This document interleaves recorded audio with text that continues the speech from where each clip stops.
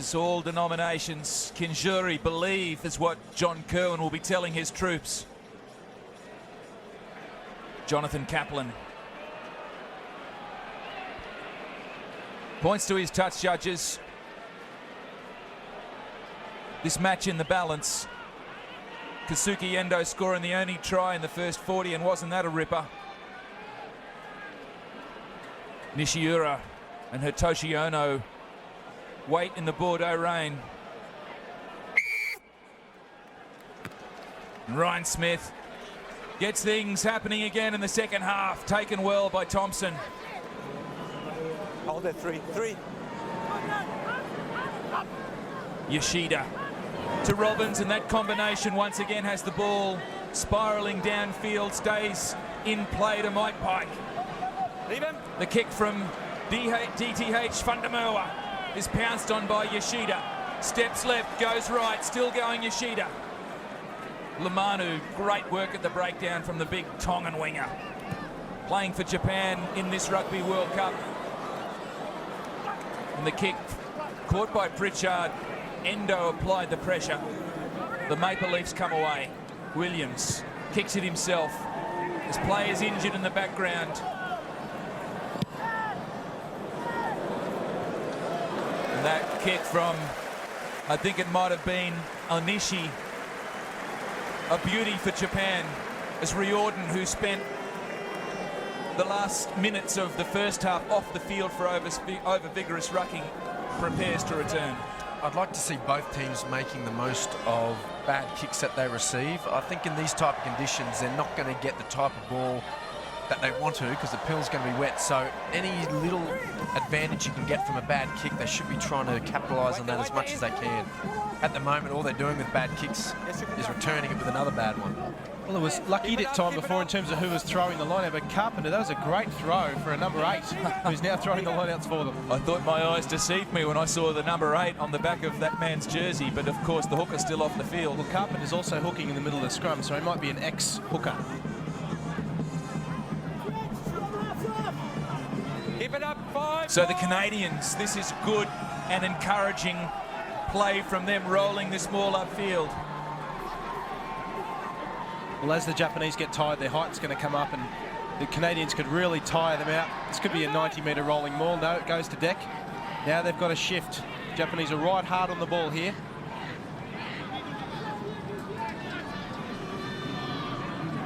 So Ryan Smith sticks his head in, back out, has a look around, finds Spicer. That kick off the left foot doesn't go too far, but might have bounced off one of the Japanese players' heads. Canadians seem to be making some real simple mistakes, or lacking a bit of direction when the ball gets stagnant. It certainly did, I think. A little Yoshida performed the football header there, into touch, and Carpenter at number 8, replacing Riordan as the Canadian thrower. That time, not such a good throw. No, that was a pie. That came out sideways. You'd see the ball not arcing properly. And he also got them for numbers, I believe, there. So 5-0 to the Japanese. This scrum packing down right on the halfway line. It's a good one from Canada. It is a good one, considering they're a man down as well. So it's scrappy for Robbins. He does well, scoots back towards the traffic, but drops it. Well, look, that ball's obviously slippery now. It's wet. As unattractive as some people might think it is, both teams should not be playing any rugby inside their own half. A really smart kicking game is what's needed. Whether or not they've got the capability to kick well, it's probably the biggest question mark. I know Japan have struggled with that throughout this tournament. Just given the scrummaging scenario, the referee's got to be absolutely sure that the 8 was actually capable of playing hooker, because otherwise he won't actually have contested scrums, because they have 3 props on the reserve bench. Expert and experienced comments there from Ben Darwin. Morgan Williams chips, chases well, it almost stayed in for James Pritchard. I think the Canadians have the idea that was a smart kick. Nearly came off for them as well. He's certainly industrious, Morgan Williams, the most capped halfback in the history of Canadian rugby. Plays his football for the French club Albi.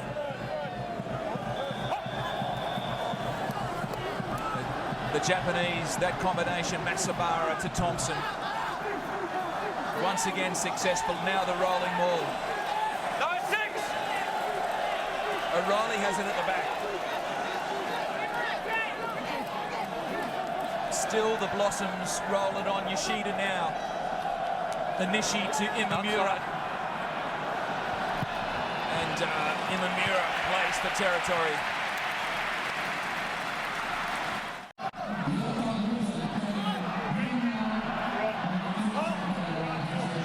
So the man throwing in for the Canadians now, this line out, is their starting hooker, Pat Riordan, who's returned to the field.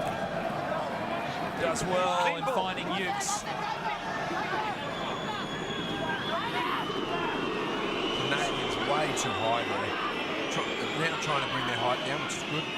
They roll it forward. Good work from Rod Snow. Now continued by his fellow forwards, Carpenter at the back. Williams, the box kick. It's gone a little long for the Canadians. Allowed to bounce there from Lamani. That's dangerous. Aruga in trouble now. Go hands now, hold them. 11. No halfback for the Japanese. Miyashi. In the end, it was McKeary who delivered the pass to Robbins, and not for the first time in this match, Robbins' kick unconvincing. Yeah, Robbins particularly struggling in 10. He doesn't kick off his left foot. A lot of 10s can kick off both feet. He's used to playing fullback more, so you normally have a lot more time to get your kicks away and you can kick with your chosen foot. So he's really struggled, particularly struggled on that occasion because he couldn't throw the ball onto his left foot when he really needed to. Good opportunity for the Canadians.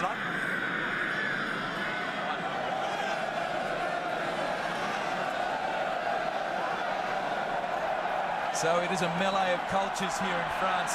We've seen that on the metro walls. That culture also includes Mexico because we've seen a few Mexican waves. Make sure you make contact. Ball carrier.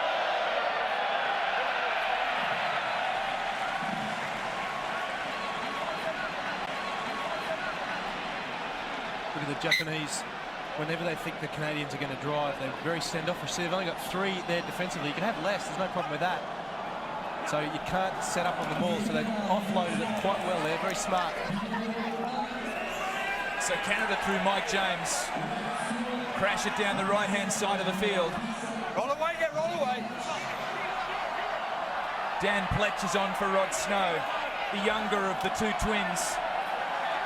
His twin brother Mike Pletch is on the bench. And Canada are on the move. Forward, James. Can they level things up here at Bordeaux?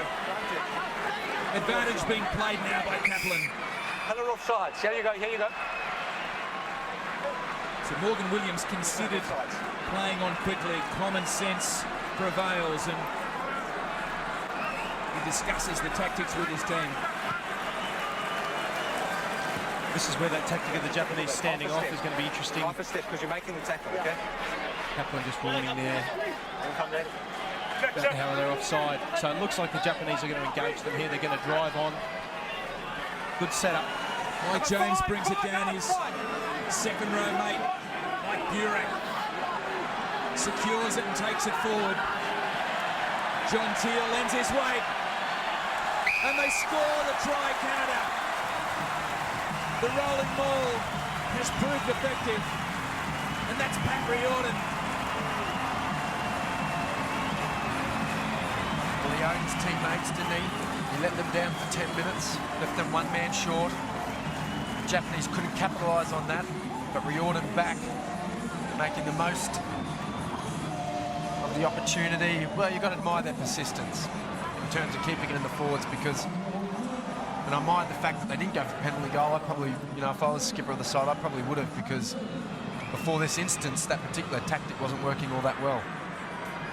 Well, their pick and go was much faster on their last attack, which was good. They weren't actually stopping and then trying to reload. They just pick, go, pick, go, pick, go, and that got them some momentum. And then off the drive, once the Japanese held them, they just rolled around the corner but stayed straight quite nicely. Almost engaged the defence. Did pretty well. So Pat Riordan does make it up to his teammates and scores his first test try in 20 appearances. We'll talk about that tonight.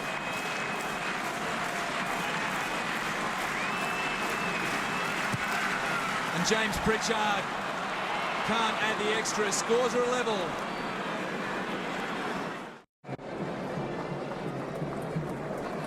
Well, a typical Canadian try for this World Cup.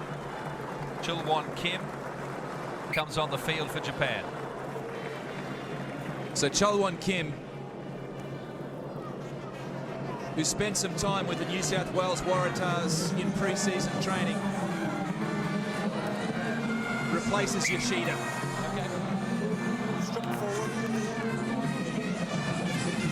With half an hour left to go in this match, it's 5-all. Good to go.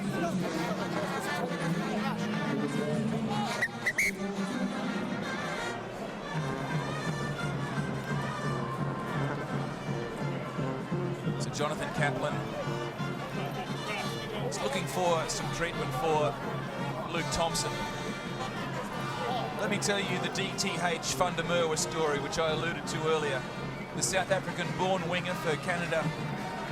His full name is Daniel Talafere Halman Fundamurwa. He's happy for DTH. The media manager is happy for DTH, so I'm happy for DTH. Isn't DTH a sheep dip? Remembering? Quite possibly. I'm not sure whether it's that or criminal assault charge in a court of law, but whatever the case, it is DTH Fundamurwa Crouch. Touch. doing his best on the wing for Canada, who feed this scrum through Williams. 9, 7. Chulwon Kim gives chase. Ryan dished it on to Pike. That's a good touch finder from the big rangy fullback. Well, the 4 games in 18 days for the Japanese is going to start to tire them at this stage. You can see they were very fired up at half-time. The counter-ruck has started to stop. The Canadians are able to get the quick pick and go. Again, they've got good quick line out the throw there. Just missed the mark entirely, though. Masabara, this time the throw to Thompson wasn't so effective. Smith has a crack himself. McKirry launched and missed. Comes back and rides him to the ground. Williams. Craig Colburn. Oh, good pass to Mike Pike, but he pushed it once too often and comes loose for the Maple Leafs. Yeah, Mike Pike ran a good line, but this was a high-risk pass. Given the conditions, he had 2 guys hanging off him. The chances of him actually getting that ball away were fairly slim, and that's where these teams just have to be a little bit smarter and a little bit more patient. Just be content to recycle the ball and try again. You can almost see the Japanese tackling height by the clock. You know it's about 50 minutes because the tackles are up around the chest mark. As the trumpets play in Bordeaux, Miyashi feeds it back to Kim. Kim finds Robbins and, well, deja vu for the New Zealand-born fly half. Gee, it's noticeable the difference in kicking games between Robbins and Mike Pike and the resulting outcomes of their kicks. Robbins, when he kicks it, you know, the Japanese are still stuck inside their quarter pretty much. Big Mike Pike gets hold of the ball, and they end up with a really good position on the field to play from. Yamamura is coming on for Soma Yamamura, the ex-almost professional sumo wrestler, which really fills in the reputation of props, doesn't it? Ben Dallon's been waiting for this moment. Ryo Yamamura turned his back on a sumo wrestling career to play for the Cherry Blossoms. I think they should bring Carpenter back to throwing the 8, because really the last 2 out of 3 have been pretty rubbish. Wait for me, wait for me. Crouch. Touch, pause, and go. So the 2 packs come together. Morgan Williams rides the back of Miyashi. Go ahead, go ahead. Not the ideal platform for Chulwon Kim. And he has to dummy and go himself under pressure, almost intercepted by Pritchard. Okay, no hands yet. The fact that Kim now, the replacement halfback, is struggling to get that box kick away tells me that it comes down to his forwards not protecting, and